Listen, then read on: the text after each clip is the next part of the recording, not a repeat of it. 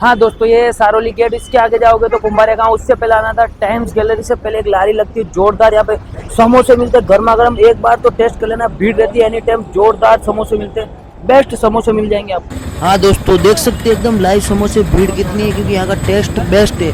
और यहाँ पे कोई समोसे खाना है तो कमेंट में लिखना यस, नहीं खाना है तो नो लिखना। और जाना एक बार जरूर, अगर ये सारोली रोड से आप जाते तो मैंने तो खाया, यहाँ का टेस्ट बेस्ट था, आप लोग भी खा सकते हो। बेस्ट समोसा खाना है तो एक बार जरूर जाना। तो देख सकते हैं एकदम लाइव समोसे बन रहे, जोरदार कस्टमर है। और लाइव तो देखिए पूरे एकदम लाइव गर्मा गर्म समोसे मिलेंगे, और समोसे भी बहुत बड़े हैं। और यहाँ पर देखिए मिर्ची है, और उसके बाद इनकी जो चटनी है, इनका टेस्ट बहुत जोरदार रहता है, बहुत जोरदार चटनी है।